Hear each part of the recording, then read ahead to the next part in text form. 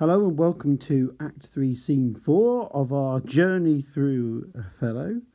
So without further ado, we will move on, and this is where we are so far. Let's get the pointer.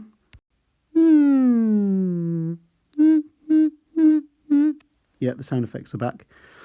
So Act 3, Scene 4, and following on from this, I can't remember if I said about minks and more animal imagery there from the last scene. I can't remember. But I just noticed it there, so I thought I'd mention it. But anyway, into Act 3, Scene 4. Anyway, welcome. Oh, I should say all the other things. Don't forget, like, comment, subscribe, all the other things. Watch my other videos. Anyway, we'll start with the scene. So, it's everyone's favourite hilarious comedian. It's the clown. Ha ha. He's a funny guy. Anyway, so we've got some wordplay here. Do you know, Cyril, where Lieutenant Cassio lies? I dare not say he lies anywhere. Why, man, he's a soldier, and for me to say a soldier lies, 'tis stabbing. So this is like Shakespearean punning. Puns are terms. If you want to get even more technical, basically the joke's working by exploiting a sense of pragmatics. It's exploiting the polysemic nature of the word lies, the different meanings of it. So it has multiple meanings. So yeah, it's hold on to your sides, because this clown, he's comedy gold every time. Go to, where lodges he? To tell you where he lodges is to tell you where I lie. Can anything be made of this? I know not where he lodges, and for me to devise a lodging and say he lies here or he lies there were to lie in my own throat. So it's just extending the pun. Yeah. If it floats your boat, maybe Shakespeare may not have written these bits. Who knows? But he would have to appeal to a diverse audience, so he would need to keep the attention of some of the audience who'd want a bit of comedy. And in Shakespeare's time, you did have famous comic actors, and it would be like bringing Peter Kay in or something like that. They'd do it as like, it'd be selling tickets, so they have to have this comedian would appear, and that's probably what's happening here. But I'm sorry, Shakespeare, if you did write this bit, he's painfully unfunny. Let's admit it, like most clowns, or terrifying. But except in Shakespeare's time, the clowns, they didn't necessarily dress up like Ronald McDonald, even though that would be quite funny if he appeared like that. But funny in an ironic way, not in a deliberate way. Anyway, I apologise. Sorry, I'm just trying to avoid talking about the clown, basically. Can you inquire him out and be edified by reports? So Desdemona is trying to get this comedy character to get Cassio for her. I will catechise the world for him. And that means catechise is a way they used to do, particularly like religious teaching. They also used it later on for normal teaching as well, as the centuries went by. But it's really teaching through question and answer. And so this is hyperbole here. For that is, make questions and by them answer. Seek him, bid him come hither. Tell him I have moved my Lord his behalf, and I hope all will be well. To do this is within the compass of man's wit, and therefore I will attempt the doing it. So thankfully the clown exits, and we can all recover our sides and repair them, because we're just aching with the genius comedy that we've just witnessed. Anyway, we get back to the proper business of the play. Where should I lose that handkerchief, Amelia? I know not, madam. So remember, we had this this important artefact in this play. It's a dramatic device, the handkerchief. It's obviously an object of affection between Othello and Desdemona.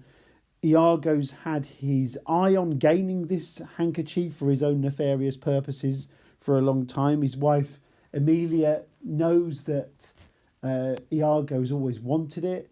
She...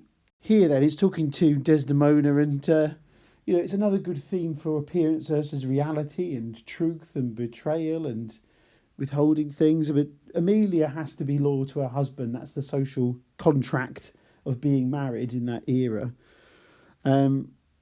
So I'd rather lost my purse full of crusados, that's a coin, but my noble Moor is true of mine and made of no such basis as jealous creatures are. Oh dear, this is dramatic irony here. If it were enough to put him to ill thinking. Well, he's not normally jealous, maybe, but he's being reprogrammed to be jealous, isn't he? Is he not jealous? Who, he? That's Actually reminds me of something else. It reminds me of one of my old teachers used to say, who he. Yeah. I think the son where he was born drew all such humours from him. So this is actually, again, is prejudice of the era as well. It's the idea of, well, because he was born in Africa and it's really hot there, he doesn't feel the same kind of emotions, really. That's how you could interpret that line. So it reflects the prejudices of the era as well. And look where he comes. Here's Othello coming in. Obviously, Shakespeare didn't write that bit, the enter Othello. Or not leave him now till Cassio be called to him. So we know that Iago has engineered this situation where he's a puppet master, isn't he? He's pulling all the strings. He's engineering this situation which is just going to stoke jealousy and create a rift between Othello and Desdemona. So you've got on the side, oh, hardness to dissemble. So he can't process how Desdemona is. You know, he thinks, oh, she is having an affair with Cassio. He can't process this. Give me your hand. This hand is moist, my lady. Now, if you're looking at this and thinking maybe there's some sexual connotations there with this, well, I always say with Shakespeare, if you generally, not always, but if you generally suspect there's sexual connotations with something, it's your instinct, you're probably right. I think I wouldn't be surprised. So if he's thinking about, actually, let's not go into too much details of it. I will leave the rest to maybe not even the imagination. I will just move on. But anyway, there's sexual connotations. Let's leave it at that. Then this argues fruitfulness and liberal heart, hot and moist. This hand of yours requires a quest from liberty, fasting and prayer, much castigation, exercise devout, for here's a young and sweating devil here that commonly rebels. 'Tis a good hand, a frank one. So here you've got a lot of, again, more kind of appearance versus reality, more the idea of people hiding their true motivations and what they're saying. Because if you've got Shakespeare here exploiting a sense of pragmatics, he's got Othello is really alluding to her relationship with Cassio. A liberal hand, the hearts of old gave hands, but our new heraldry is hands, not hearts. So again, the implication is it's talking about Cassio. Remember Cassio's courtly ways, the way that he kisses his hands, takes Desdemona by the hand, and all this. This is where it's all coming from. There's a quick Wallace and Gromit moment here. What promise, Jock? But no, sorry, I will stop before I go on another flight of fancy there. Like Wallace and Gromit. Anyway, no, sorry, let's move on.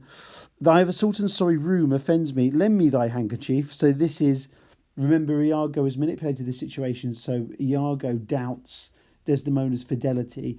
And this handkerchief, he considered it's a really important symbol of their love. And now he's saying, oh, I need that handkerchief now for something. Here, my lord, that which I gave you, I have it not about me. Not. Oh, that's weird. He's going to think, well, why haven't you got that with you?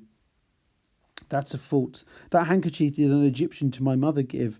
So this is this handkerchief, it's, with this bit, actually, it's not necessarily clear that Othello may be telling the truth. He might be exaggerating the qualities of the handkerchief. It's up to you. Look at it either way, really. But whatever's going on in this point, whether it's the character is disguising their real purpose, talking about this, and he's just effectively embellishing this handkerchief with extra properties to make it seem even more valuable. The language Shakespeare's using is really interesting anyway, because it's really kind of deliberately hyperbolic. It's deliberately mystical or mythical. There's a real sense of magic actually about the handkerchief as well. So you have that handkerchief did an Egyptian to my mother give. So again, Egypt, it's Africa, it's all a land of mystery to the Shakespearean contemporary audience. She was a charmer, as in like a fortune teller, could almost read the thoughts of people. She told her why she kept it, which is a mystic. 'Twould make her amiable and subdue my father entirely to her love. But if she lost it or made a gift of it, my father's eye should hold her loathed, and his spirit should hunt after new fancies. So there's a superstitious quality attached to it. Now, Othello could be, actually here, what could be happening is that some of Iago's duplicity is actually rubbing off on Othello, and Othello is constructing a false reality to get what he wants, which he thinks he's testing the devotion of Desdemona, but actually this actually may not be true. I mean, it could be a handkerchief that he bought in a 5-pack from Boots, or your shop. I'm not sponsored, or your shop of choice. But it may not actually be as rare and as magical as he's making out. But otherwise, you could take him at face value. Maybe it is.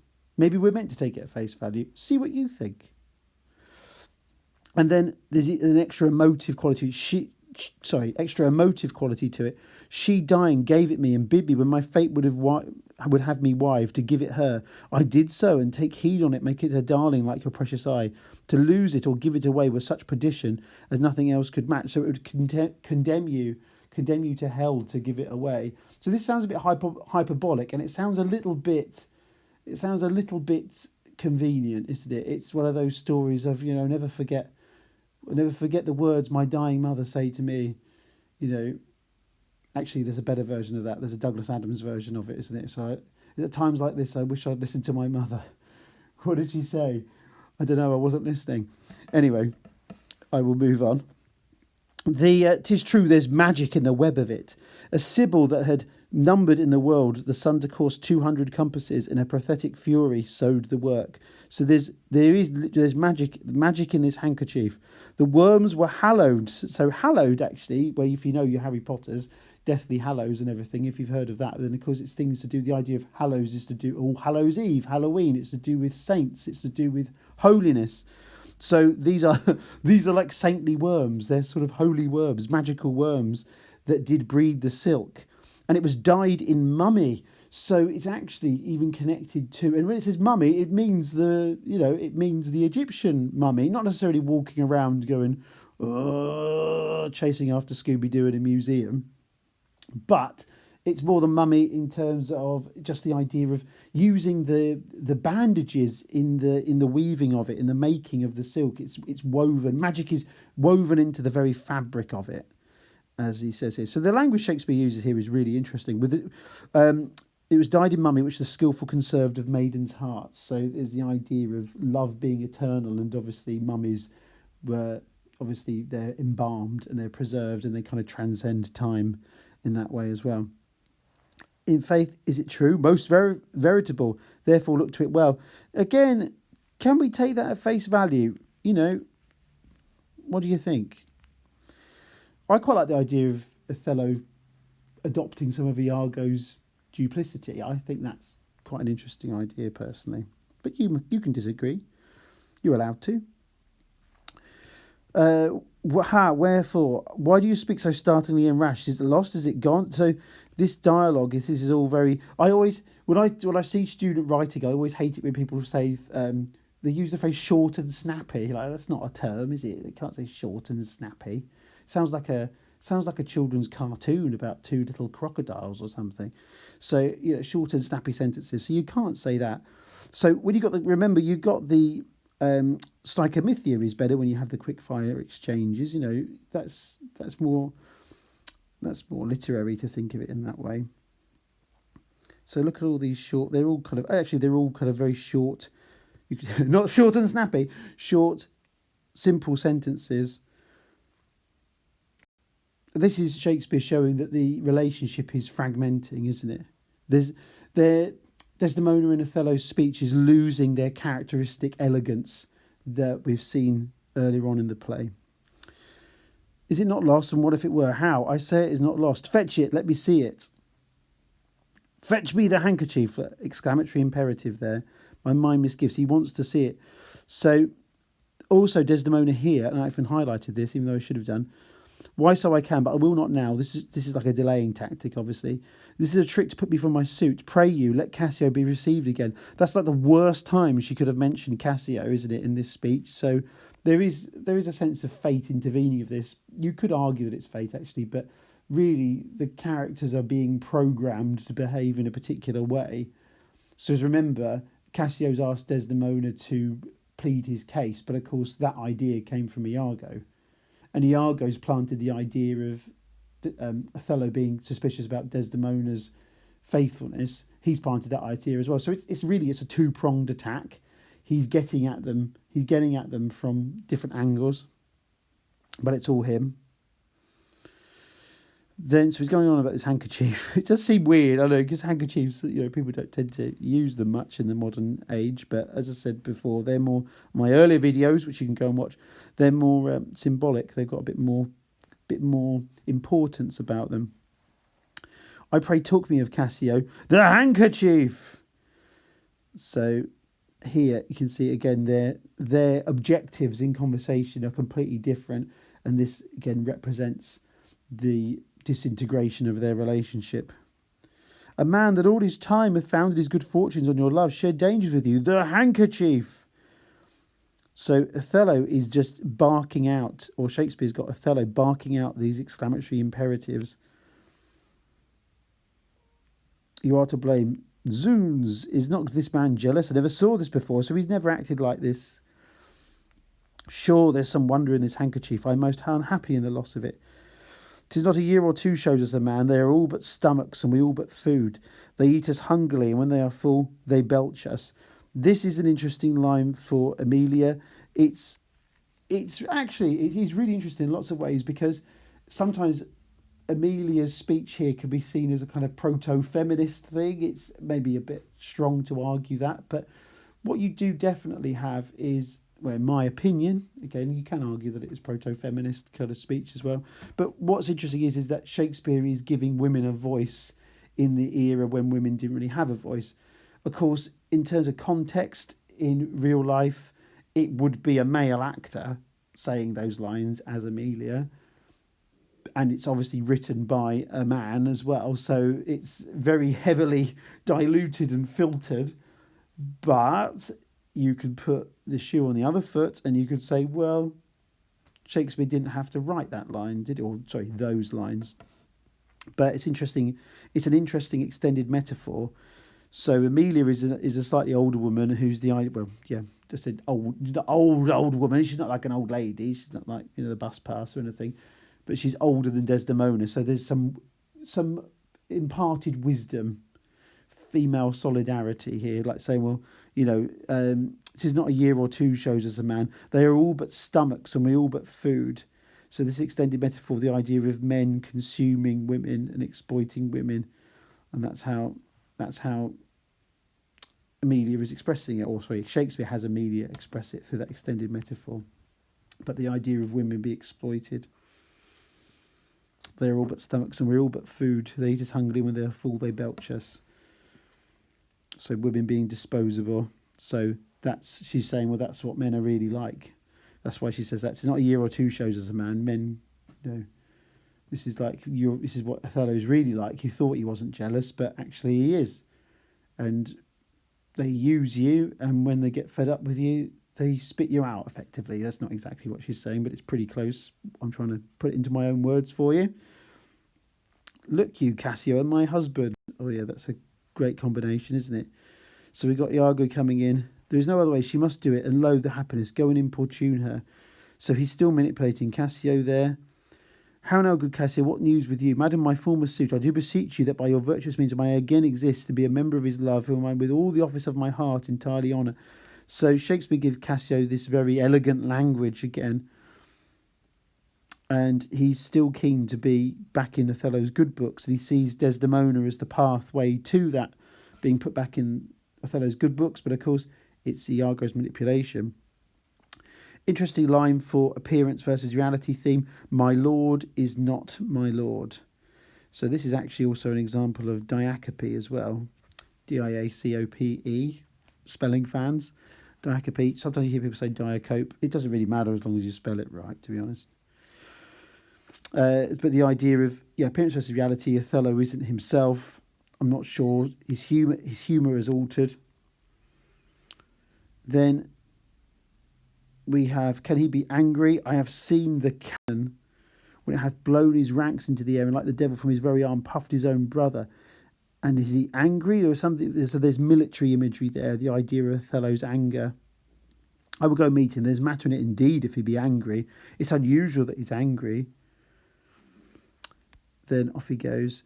So I prithee do something sure of state, either from Venice or some unhatched practice made demonstrable here in Cyprus to him. This is again actually more interesting than it might seem, because in Othello, as in the play Othello, there's a real... One of the other themes is breakdown of communication as well. So obviously you get breakdown in relationships, but there's a breakdown in communication. If Othello and Desdemona were more open about things to each other and more direct, just seen just now, haven't we? Othello is snooping around asking... I've got that stupid beeping in the background. Hold on a second. Right, that's another job for me to do. Sorry, right, back to this. So I would say, if there's a breakdown in communication. So Desdemona thinks, it's he's probably changed because there's some important business has come up that I don't know about. There's some official business from Venice, and that's puddled his clear spirit. That must be what it is.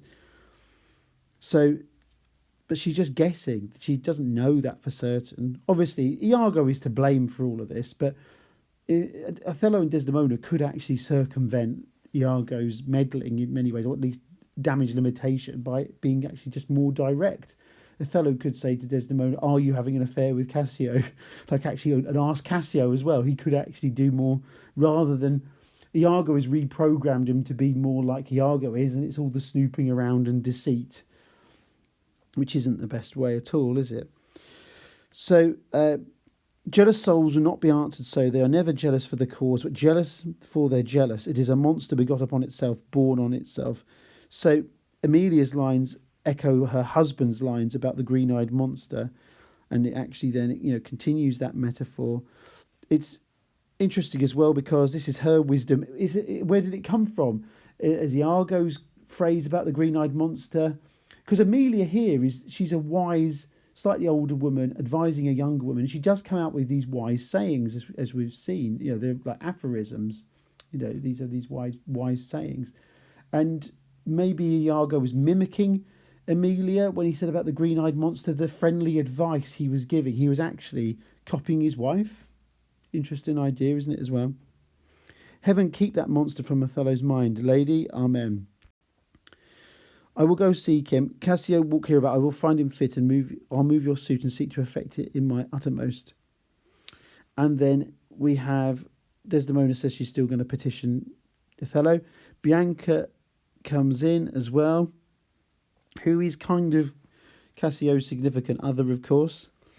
Sweet love, I was coming to your house. Now, Bianca really, she's a prostitute. She's really like a courtesan, so that would be kind of considered like a more kind of higher class kind of prostitute. But she is Cassio's significant other, and he keeps her financially secure in return for particular non-YouTube friendly services. See, I'm very careful with my language here. So we have coming to your house, and I was going to your lodging, Cassio. What, keep a week away, 7 days and nights, 8 hours. She's obviously worried about him potentially getting bored and the money drying up. She does like him, but it is a transactional arrangement. Again, let's put it out like that. Then he's got Desdemona's handkerchief. He says, "Sweet Bianca, take me this work out. Oh, Cassio, whence came this? This is some token from a newer friend." So again, look at appearance versus reality. Bianca thinks that this is a love token from a new girlfriend that he's got. To the felt absence now, I feel a cause. So she thinks, well, that's why you've not been seeing me for the past week, because you've been with another woman. Go to, woman, throw your vile guesses in the devil's teeth. This is probably an ironic reference to Iago and wanting the handkerchief in the first place. You are jealous now, more jealousy theme. This is from some mistress, some remembrance. No, by my Bianca. Why, whose is it? I know not either. I found it in my chamber. So obviously he did find it. It was planted there by Iago. I like the work well. Ere it be demanded, as like enough it will, I would have it copied. So I don't know how convincing I find this personally. So, I found this weird handkerchief. It's very nice. I like it so much. I'd like a copy of it made, please. We've all been there, haven't we? We've all found a handkerchief that we've wanted copied. But I'm being disingenuous here. I think really that it would be, obviously Cassio is a courtly lover. He would probably have need of a nice handkerchief or two. So he likes it, so he wants to make a copy of it. Maybe he thinks the owner will get it back, but he'd like his own version of it as a souvenir. I don't know. So he wants Bianca to use her womanly powers, not those womanly powers, not the normal womanly powers he's interested in. He wants her sewing skills to make a handkerchief. Leave you wherefore I do attend here on the general, and think it no addition nor my wish to have him see me womaned. Why I pray you, not that I love you not. He's worried about his reputation, remember, and if Othello sees him with a prostitute, that's just going to add to Othello's idea of, well, Cassio's a boozer, and now he's with a prostitute. I mean, he's not a reliable guy, is he? But that you do not love me, I pray you bring me on the way a little, and say if I shall see you at noon. Sorry, see you soon at night. 'Tis but a little way that I can bring you, for I attend here, but I'll see you soon. 'Tis very good. I must be circumstanced. I think she means being paid there, basically. She needs to be looked after in more ways than one. And on that bombshell, I'm going to stop, probably for the best. And I hope you've enjoyed that, found it useful. Like, comment, subscribe, all the good stuff, notification bell. Check out my other videos. Thank you for joining me, and have a great day or night, whatever you're doing. Goodbye.